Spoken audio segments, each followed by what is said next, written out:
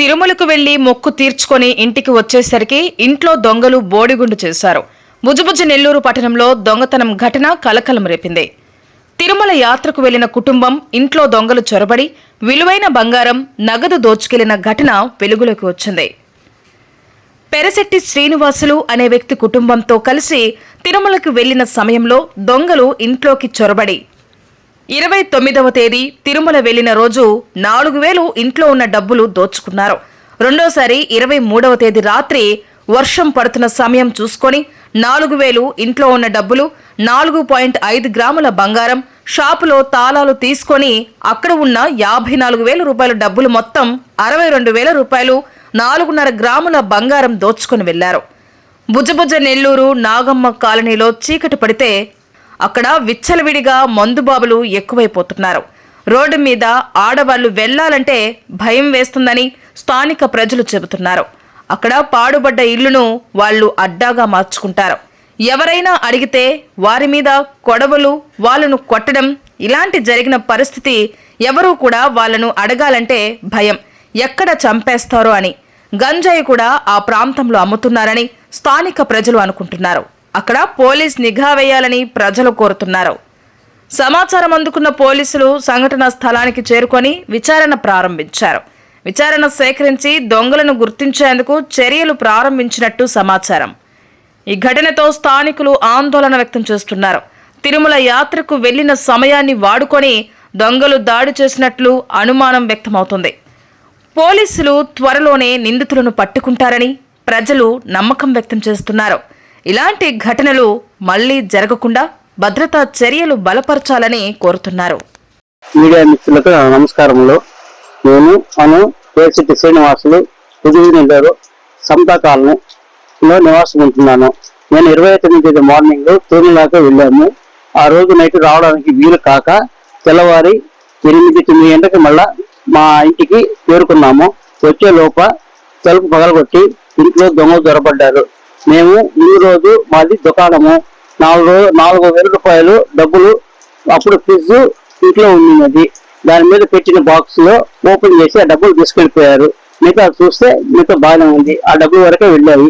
సరే మేము ఏంటంటే సరే 4,000 కదా అనేసి మేము కాములు అయిపోయాము. తర్వాత మళ్ళీ యథా ప్రకారంగా దానికి తాళం పగలగొట్టిన తర్వాత వేరే తాళం మళ్ళీ అరేంజ్మెంట్ చేసుకున్నాను. సరే జాగ్రత్తగానే ఉన్నాము. మళ్ళా 23 నైటు బాగా జోరు వర్షం వస్తున్న సమయంలో 2 గంటల టైంలో బాగా ఉరువులు మిరపలు వస్తున్న సమయంలో మేము పైన మాకు 2 ఫ్లోర్లు ఉన్నాయి. పై ఫ్లోర్ లో మేము నిద్రపోతున్నాము. మాకు వినిపించలేదు ఆ సౌండ్ లోని దానిలో. ఎందుకంటే మాకు హెల్త్ బాగాలేక మేము ఆ రోజు టాబ్లెట్లు వేసుకున్నాము జలుబుగా ఉంటే.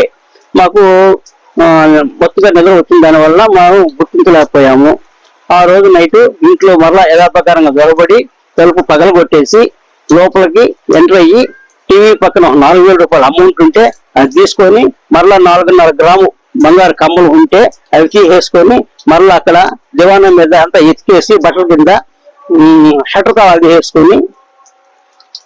తీసేసుకొని వచ్చేసి రాయల్టీగా షటర్ ఎత్తేసి వచ్చి క్యాష్ వేరే వాళ్ళకి ఇవ్వాల్సిన క్యాష్ 50,000 రూపాయలు పక్కన పెడితే దాన్ని మొత్తం తీసేసుకొని మరలా అంగడి అమ్మిన డబ్బులు ఒక 4,000 రూపాయలు అది కూడా మొత్తం జవరేసుకొని వెళ్ళిపోయారు.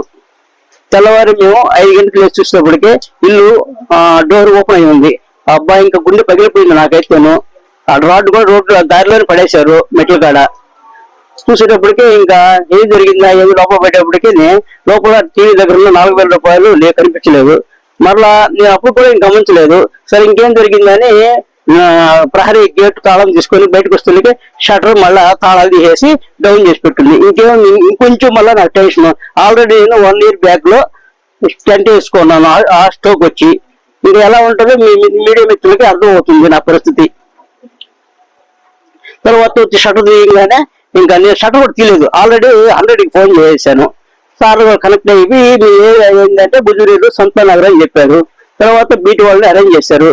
వాళ్ళు పలానా సెంటర్ లో ఉన్నాం, మీరు రాయ్యా మా అడ్రస్ తెలియదు కదా అని చెప్పి మేము వాళ్ళు పికప్ చేసుకొని వచ్చి వాళ్ళు వచ్చిన తర్వాత షటర్ ఓపెన్ చేసి చూసినప్పటికీ గల్లా పెట్టి ఖాళీ అయిపోయింది. అప్పటి వరకు మేము చూడాలి మళ్ళీ ఓపెన్ చేసి షటర్ని కూడా. వాళ్ళు వచ్చిన తర్వాత షటర్ ఓపెన్ చేయాలనుకున్నాము కదా, తాగకూడదు అనేసి ఇంకేదో వాళ్ళ ఉంటాయి కదా వాళ్ళు అనేసి వచ్చిన తర్వాత ఇంకా సార్ వాళ్ళు స్టేషన్కి రమ్మన్నారు. పోయి నా పేరు, నా మొబైల్ నెంబరు, నా అడ్రస్, మా ఫాదర్ నేమ్ అంతా ఎంటర్ చేసుకున్నారు. తర్వాత సార్ లేరు, 10 గంటలకు రండి, సార్ చెప్తాము, క్రైమ్ వాళ్ళని హ్యాండ్ ఓవర్ చేస్తారు మీకు అని చెప్పారు. సో మళ్ళీ 10 గంటలకు వెళ్ళాను. సార్ వాళ్ళని హ్యాండ్ ఓవర్ చేశారు. సార్ని తీసుకొచ్చేసి మళ్ళీ అంతా ఫోటోలు అన్ని తీశారు. ప్రాసెస్ జరుగుతూ ఉంటే ఇప్పుడు వాళ్ళు ఏంటంటే ఇక్కడ ఎవరెవరు తిరుగుతారు అనే దాని మీద వాళ్ళు గ్యాదర్ చేస్తున్నారు.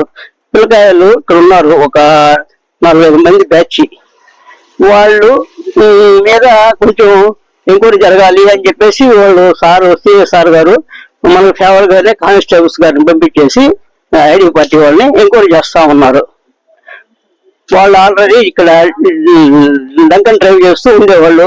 ఇంకా విమలు అట్లా పనపరాగులు, హాన్సులు, బంజాబీ చేసేవాళ్ళు. ఇంకా వాళ్ళ జోలికి మనం పోం కదా, మనం షాప్ పెట్టుకొని బతకాలి అనుకునే వాళ్ళం ఇక్కడ. ఇంకా వాళ్ళు ఏంటంటే కొంచెం తిరుగుబోతుగా ఉండేవాళ్ళు ఇక్కడ. అలాగే జరిగింది సార్. ఆల్రెడీ సార్ వాళ్ళు వచ్చేసి నిన్న 2 పిల్లలు తీసుకుపోయారంట. అంటే వాళ్ళు చూసి పరిగెత్తి వెళ్ళిపోయారంట. ఇంకా పోలీసు వాళ్ళకి ఏంటంటే ఎందుకు పరిగెత్తున్నారు, ఏ కారణం ఉంటుంది కదా అనేసి వాళ్ళకి టేకప్ చేసి స్టేషన్కి తీసుకెళ్లారంట. ఇంకా మామూలుగా వాళ్ళ ప్రాసెస్ లో వాళ్ళు ఉన్నారు కదా, ఇంకా వాళ్ళని కొట్టారని చెప్పేసి మధ్యాహ్నం వదిలేశారు. వాళ్ళ పేరెంట్స్ సాయంకాలం వచ్చేసి నా మీదకి దుమ్మి కొట్టడానికి వచ్చేసి, ఏరా నీకు మా వాళ్ళు చూసావా నువ్వు దొంగతనం చేసేవాళ్ళు, ఆ చదువుకునే ప్రకారాలు ఎలా కనిపిస్తున్నారు నీకు అని చెప్పేసి వాళ్ళ పేరెంట్స్ నా మీదకి వచ్చేసారు. నిన్ను కొట్టేస్తావరా, చంపేస్తావరా, ఎవరు వస్తారా నీకు అట్టమా అని చెప్పేసి నా మీదకి వర్షం జరిగింది. నేను మళ్ళా సార్కి 112కి ఫోన్ చేశాను. ఎవరు సార్ వాళ్ళ పేర్లు వచ్చేసి దర్శాని, చాందీ, రసూలు, వాళ్ళు మెయిన్ వాళ్ళు. మిగతా వాళ్ళు ఉన్నారు. సిలార్బి, చాందీ వాళ్ళ డాక్టర్ సిలార్బి వాళ్ళు వచ్చేసి నా మీదకి గొడవ దిగారు. వాళ్ళతో కూడా ఇంకొంచెం మిగతా పేరెంట్స్, పిల్లల పేరెంట్స్ వాళ్ళు కూడా వచ్చారు సపోర్ట్ గా వాళ్ళకి. దానికి కావాలంటే మా వీడియో ఉంది, మీకు సబ్మిట్ చేయగలం మీడియా మిత్రులకు.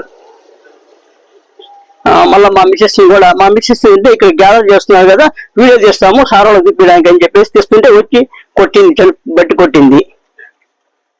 ఫోన్ కూడా కింద పడడం జరిగింది. అప్పుడు దాని గురించి మీరు కూడా కొంచెం ఎంక్వైరీ చేయాలనేసి నేను ప్రార్థిస్తున్నాను. సార్ మళ్ళీ స్టేషన్ ఫోన్ చేస్తే 112 ఫోన్ చేస్తే 2 కానిస్టేబుల్స్ గారిని పంపించారు.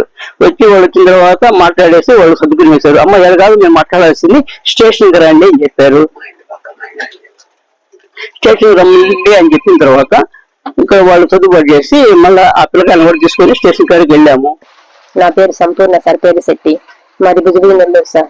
నిన్న మా ఇంటి మీదకి దొంగతనం జరిగిందని మేము కంప్లైంట్ ఇస్తే మా ఇంటి మీదకి పక్కన వాళ్ళు పిల్లల తల్లిదండ్రులు వచ్చి మమ్మల్ని కొట్టి నానా హింస చేశారు సార్. ఎందుకు కొట్టాల్సినట్టు మమ్మల్ని అడిగితే మీరు మమ్మల్ని ఫోటోలు వీడియోలు తీశారు అన్నారు. ఫోటోలు వీడియోలు మేము ఎందుకు తీస్తాము, మేము మా బాధల్లో మేము ఉన్నాము, మా డబ్బులు పోయి మేము కేసు పెట్టుకుంటే మమ్మల్ని మీరేంటి అనేది, ఎవరైతే అనుకున్నారు వాళ్ళని అడగని పోయి ఎవరు ఫోటోలు చేశారు మాకేం అవసరము అని చెప్పి మేము అనుకుంటే మమ్మల్ని వచ్చి వాళ్ళు కొట్టారు, ఇంకా నానా హింస పెట్టారు సార్. మేము ఫోన్ తీసుకొని 112కు ఫోన్ చేస్తుంటే వీడియోలు తీస్తున్నాం అని చెప్పి ఫోన్ పెరుక్కొని కొట్టారు సార్. అదే మాకు రక్షణ కల్పించాలని మేము వాళ్ళకి ఫోన్ చేశాం సార్. వాళ్ళ పేర్లు వచ్చి చాందిబీ సార్, షేక్ చాందిబీ, తర్వాత దొరసాని సార్ వాళ్ళ కోడలు షేక్ దొరసాని, తర్వాత వచ్చి వాళ్ళ కొడుకు సార్ రసూలు షేక్, తర్వాత వాళ్ళ కూతురు సార్ చాందిబీ వాళ్ళ కూతురు సార్, ఆ పేరు వచ్చి షిలార్బీ సార్. అని మా వాళ్ళకు ఇంకా ఫ్యామిలీ వాళ్ళు మొత్తం వచ్చారు సార్. తర్వాత పిల్లల తల్లిదండ్రులను కూడా పక్కన వాళ్ళు కూడా గ్యాదర్ చేసి అందరం తీసుకొని వచ్చి మా మీదకి అటాక్ చేశారు సార్. మా పరిస్థితి ఏంటి సార్, మాకు అసలు రక్షణ కల్పించారు సార్. తర్వాత వచ్చి అర్జెంట్ గా అమ్మాయి వచ్చేసి పక్కన ఎంత దూరంలో ఉండే వచ్చి మమ్మల్ని వచ్చి కాపాడి ఆపి వాళ్ళందరినీ సపోర్ట్ చేసి, ఏందమ్మాయి రావచ్చు ఇంటి మీదకి, వాళ్ళందరి మీదకి వాళ్ళు అసలు గడప దాటి రారు, మీకేం అవసరం వాళ్ళ మీద రావడానికి అని చెప్పి తను జాగ్రత్తగా మమ్మల్ని తీసుకొచ్చి ఇబ్బంది పెట్టకుండా చాలా సేపు మమ్మల్ని కంట్రోల్ చేసింది. మేమైతే అసలు ఏం మాట్లాడాల, వాళ్ళే ఎక్కువగా మాట్లాడేసి ఇబ్బందులు పెట్టేసి మమ్మల్ని చాలా చాలా ఇంకా రికార్డు కూడా చేసుకున్నాము, అవన్నీ మేము వినిపిస్తాము తర్వాత. ఇట్లా చేశారు సార్ మమ్మల్ని. తను వచ్చి మమ్మల్ని చాలా చాలా హెల్ప్ చేసింది సార్. సుకన్య సార్ దాని పేరు. నెల్లూరు, నా పేరు సుకన్య.